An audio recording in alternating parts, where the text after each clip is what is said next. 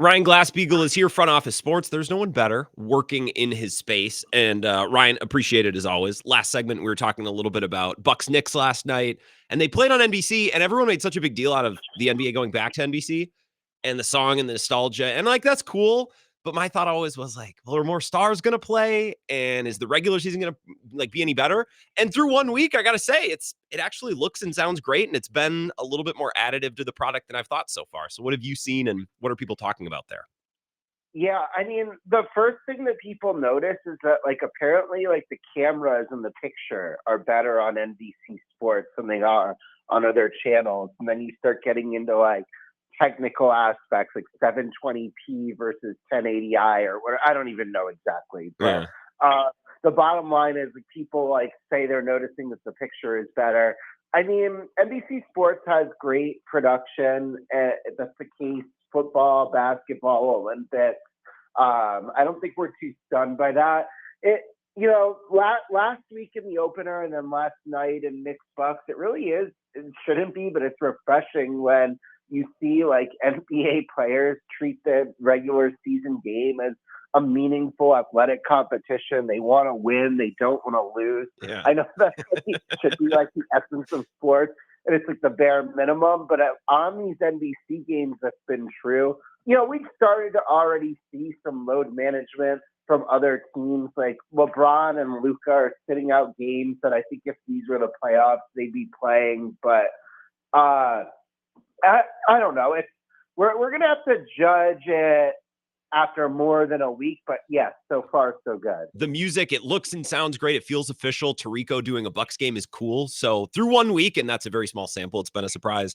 Do you think people really didn't like ESPN at the end, or do you think it's like these are the same voices and faces? We still have ESPN. It's True. TNT that we don't have anymore. I mean, I do think that ESPN is getting like held up as this like contra to NBC and to Amazon, where people are like, they're talking about basketball. They're not concocting theoretical trades, years into the future, or picking like beef with stars in this like kind of like soap opera mode. I'm not naming names, but I think we all know who at ESPN does that. And so, yeah, it's like the basketball fan feels like he's getting treated to a more pure experience with Amazon and NBC. But I will say, inside the NBA on ESPN, I know that they're like haters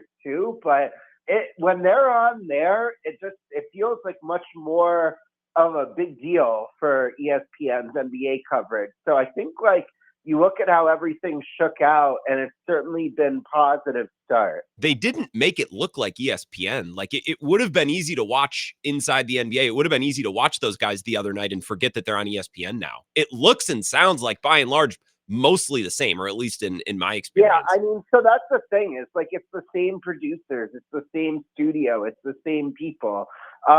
What a trade by ESPN, by the way. Like they just traded like a bunch of Big 12 games that were going to be buried on ESPN Plus to have inside the NBA.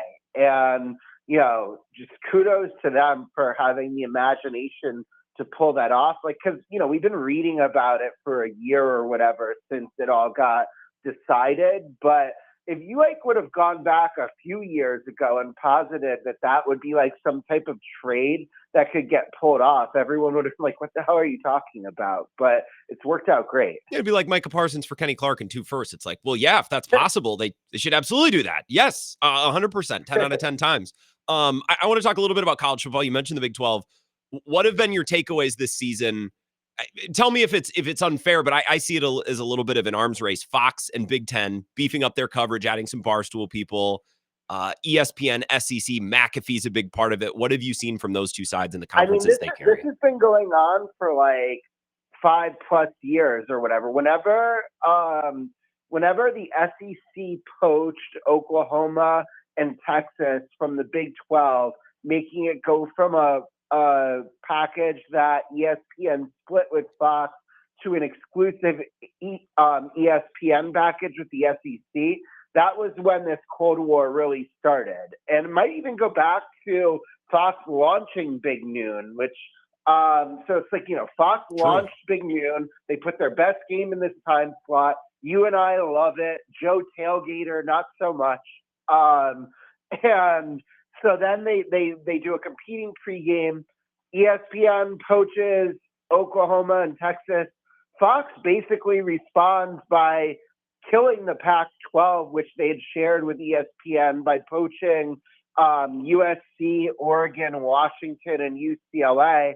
And then ESPN adds McAfee and Saban. Fox adds Barstool. And good. I like that they're trying to compete just like these NBA players. A certain program that's based in your town where you're broadcasting from, where I went to, maybe could learn some things from ESPN and Fox about trying to compete and having some pride about what they put out there. So I want to ask you about that next. Ryan Glasspiegel is here, but one more thing before we move on. What has been your impressions of Barstool's foray into television?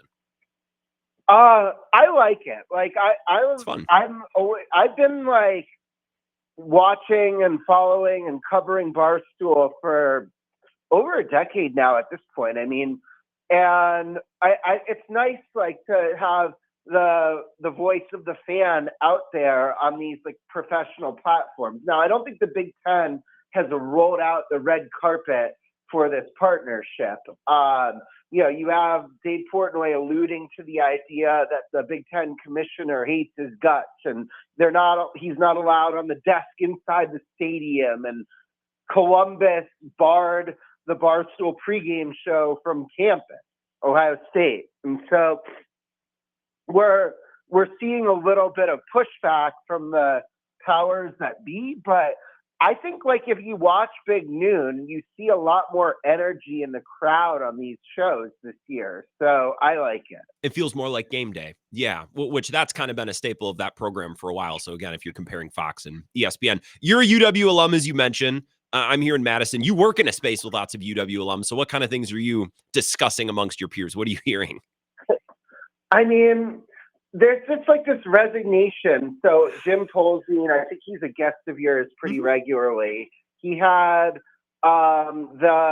basically the Maine, Wisconsin booster, who's this 80-ish-year-old guy, Kellner, who's just like, he basically gave Luke Fickell and Chris McIntosh a vote of confidence. And usually you'd say that's like a dreaded vote of confidence, but this guy didn't seem to be like wavering. It seems like he's the decision maker, and this is what he's decided, that we're going to have to endure another year of this. And like, it's really icky because on one hand, like, yeah, they're losing, but they're losing, and like Fickell has this look on his face of like a guy you don't want to get a beer with. We're hearing all the rumblings that he doesn't have he's kind of like given the cold shoulder basically to both alumni players and the in-state coaches and NFL scouts.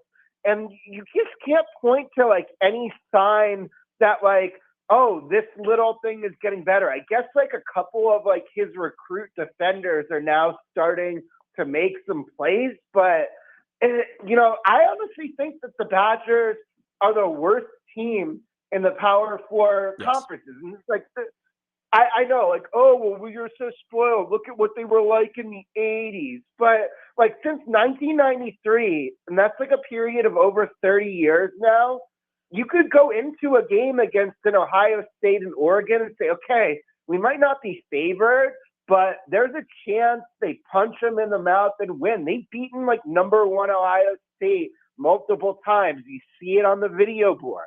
And so it's very discouraging that it doesn't seem like who made this Kellner guy king? One guy writes a $20 million check and 1 million alumni have to just listen to what he says. Like, what is this? What is this system that we're held handicapped by this guy? This is fascinating. Well, and I like your point about beating Ohio State too. You used to be able to go to Camp Randall thinking we might not be favored, but I could witness a game that I talk about with my fellow students and UW family for the next 30 years, right? This could be a night that we look back on, but maybe not, like but it's possible. 2000 to 2020, we were beat Michigan a lot more than they beat us. Yeah. Like this idea that we're just have to be worse than Michigan and Ohio State and Penn State and Oregon, to say nothing of like Iowa and Illinois and Indiana. Like, I don't know what you're talking about. Like, this is not what the case was. And believe me, this deterioration did not begin with Luke Fickell. It's been this way. It's been heading in this direction for 10 years. The people who say like, oh, I told you they shouldn't have fired Paul Chryst, they're bananas. It was heading into this type of like dilapidation. And I honestly, Fickell like was about as good of a hire as they could have made. This is a guy who brought Cincinnati to the college football playoff. He's the only guy who ever bought non-Power 5 team to the CFP before they expanded it. So it was a great hire, but it didn't work. And you can't just like this idea that they can just hope it'll magically start to work. It's not going to. They're the worst team in the country in their position. I don't think that there's anybody they would be favored against on a neutral field who's a Power 4 conference team right now.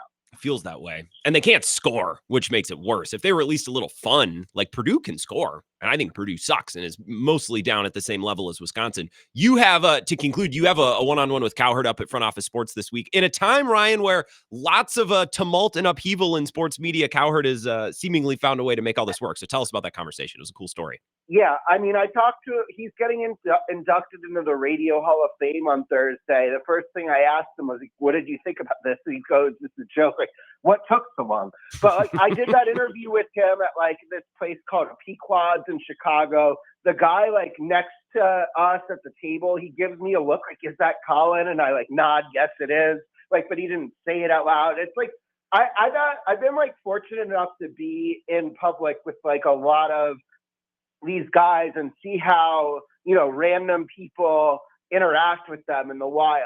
And he's one of like really actually the nicest people. Like, oh yeah, sure, I'll take a picture. And he's appreciative of the fans.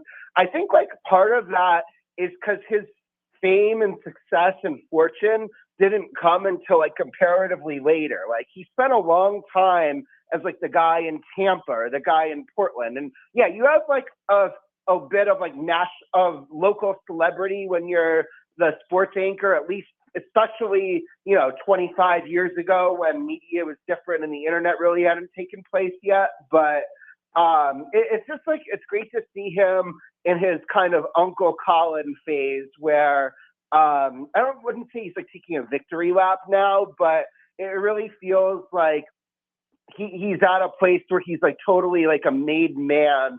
And he's really enjoying that stage of his life. Well, to take something that I heard him say about LeBron, he's entered his mogul phase down in Chicago. Like that's literally, he's said that about athletes before. Ryan, before I let you go, I almost forgot to mention this.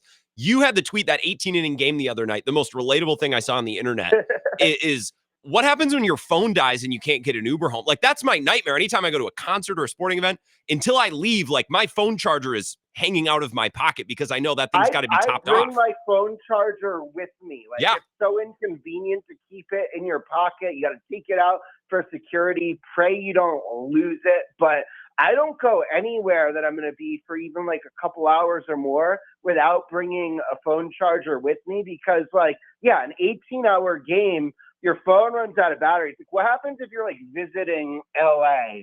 You don't live there. You didn't go park there. You don't know your way around. How are you going to get back to your hotel?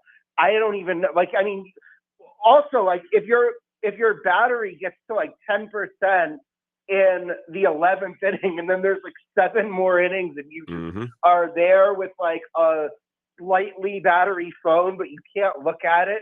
That's like total torture. That's my nightmare. And I saw that tweet. I said, oh my God, I have anxiety and I wasn't even there. Ryan, I appreciate it. Your coverage is the best. You were the best in your space. Thanks for the time. Thank you, Grant. Talk soon.